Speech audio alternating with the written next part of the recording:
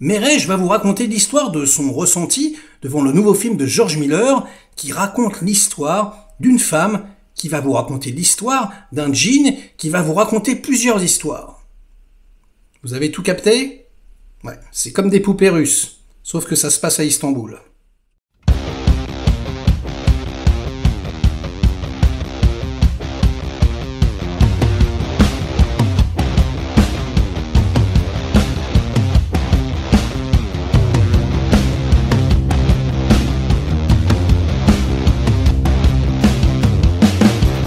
Salut les cinéphages, c'est Mireille, et aujourd'hui, une quadruple mise en abîme.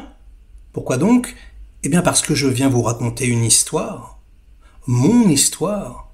Celle du spectateur que j'étais, il y a encore quelques heures, enfermé dans cette salle obscure, quasi désertique.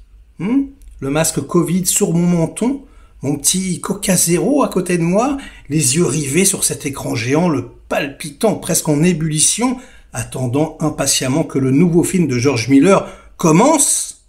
3000 ans à t'attendre, avec Idriss, que j'adore, et avec Tilda, que j'aime beaucoup également. George Miller, c'est peut-être le meilleur réalisateur du monde. Il a tout fait et son contraire, et à chaque fois avec une justesse incroyable. Des films qui n'ont absolument rien à voir les uns avec les autres. Un petit peu comme Kubrick, quoi, à chaque fois. Il touche en plein dans le mille. Mais bon, il faut les attendre longtemps. Là, ça fait 7 ans qu'on s'est pris Mad Max Fury Road, qu'on s'est fait atomiser. Et il revient avec ce qu'il qualifie lui-même de son antithèse. Un film indépendant, donc non produit par un gros studio, avec uniquement 60 millions de dollars de budget. Quasiment un huis clos dans les faits, puisque ce sont deux personnes en peignoir qui se racontent des histoires. Sauf que, bon, ça va déborder un petit peu quand même. On va aller lorgner comme ça du côté de Tarshim Singh et son fabuleux Fall, même si ici, on va utiliser beaucoup le numérique, alors que chez Tarshim, il y a quasiment que du practical. Pourtant, les deux films sont magnifiques à mes yeux. Si je faisais une métaphore avec... qu'est-ce qu'on pourrait prendre? Un gâteau en boulangerie, par exemple. Vous dites, ah ben voilà, un fondant au chocolat, je sais pas moi, un petit peu, voilà, un framboisier. Et là, vous croquez dedans, et il y a une succession de couches toutes différentes, voilà, avec un secret de fabrication particulier à chaque fois, et vous allez mettre un temps infini à déterminer quel est le goût, quels sont tous les ingrédients qui constituent ce gâteau, qui va avoir une saveur absolument incroyable. Pour moi, ce film s'adresse à la nouvelle génération, celle qui est complètement accro à l'instantanéité, tout et tout de suite relié aux réseaux sociaux, sur son téléphone portable. C'est dans le film, dès les premières minutes, voilà, le savoir à portée de doigt, quelque part un objet qui permet de rationaliser le rêve, le mystère, la magie. Il envoie vraiment un message à l'attention de ces jeunes. Il leur dit, et il y a une scène d'ailleurs, le film commence comme ça, où on voit voilà, des héros DC Comics, des héros Marvel, ils sont mythologiques. Ces mythes, ces légendes qui, pendant des siècles et des siècles, il n'y avait pas de radio, il n'y avait pas de télé, voilà, on s'en servait quelque part pour faire évoluer l'humanité. Quelque part, maintenant, tous ces contes sont rationalisés, ont été rationalisés. Tout ce qu'il y avait de magique est aujourd'hui disponible. Voilà, se déplacer très vite, il y a l'avion, voilà, envoyer des messages instantanément, tout ça, c'est complètement réel. Et il y a, pour souligner cette idée, tout un tas de scènes avec des lunettes. L'héroïne, voilà, va les enlever, va les remettre plusieurs fois. Évidemment, la réalité, elle est complètement floue, sans ce que la technologie a apporté. Les lunettes. Et c'est un peu voilà le résumé des mythes qui maintenant sont limpides, sont clairs sur le téléphone et qui ont perdu quelque part de leur superbe. Ça a enlevé toute possibilité de magie à la nouvelle génération qui n'arrive plus quelque part à rêver, à désirer quelque chose. Ils ont déjà tout. Et une vie sans désir, c'est une vie bien morose. Et d'ailleurs, l'héroïne principale du film ne semble plus avoir de désir. c'est très important dans l'histoire, hein. Au départ, elle est à Istanbul, elle va être téléguidée comme ça, plus ou moins, par le djinn qui va, tel le petit pousset, la conduire au flacon, sa prison.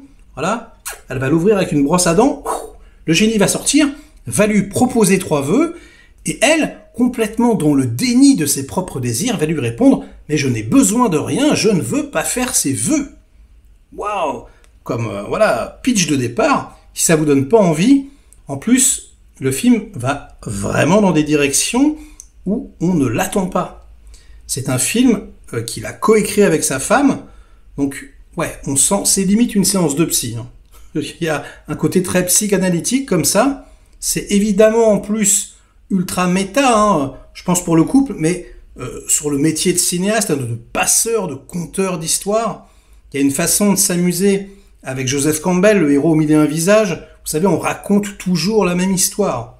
Et on va donc petit à petit, insidieusement, transformer ce qui aurait pu être un récit d'aventure en une réflexion sur l'amour en général, quoi, les différentes formes de l'amour, et sur la façon violente, voilà, de vouloir posséder l'autre, voilà, de vouloir quelque part même en être esclave, de lui imposer notre présence.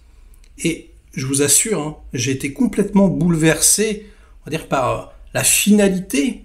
Bon, c'est quelque chose de très simple, basiquement. En gros, pour moi, hein, quelque part, le film veut dire, eh bien, l'amour, c'est accepter l'autre tel qu'il est. Voilà, tout simplement. Et c'est ce qu'il y a peut-être de plus difficile, ne pas le juger. S'il a envie de partir, le laisser partir. S'il a envie de revenir, le laisser revenir. Et ne rien attendre en retour, quelque part. Et pour quelqu'un qui est réalisateur et qui doit quitter, je pense, ses proches et sa femme, très souvent, voilà, pour aller faire des films, partir, revenir comme ça, oui, j'ai trouvé qu'il y avait vraiment un aspect testamentaire à son film, quelque part. Il parle vraiment de lui, et beaucoup plus que dans ses autres métrages. Mais waouh, de quelle façon c'est bouleversant.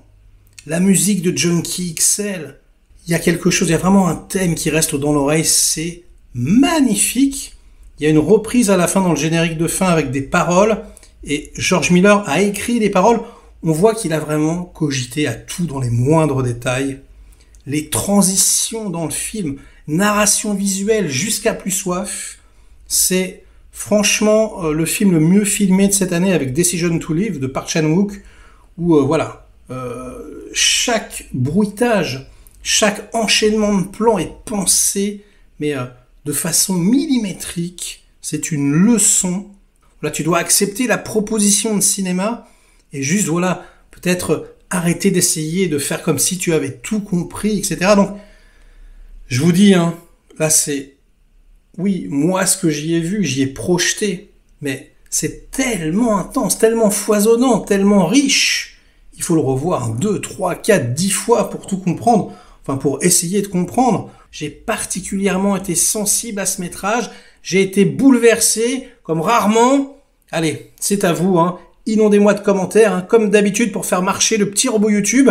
Likez la vidéo si elle vous a diverti, délikez-la sinon, et nous, on se retrouve très vite pour de prochaines aventures. Ciao!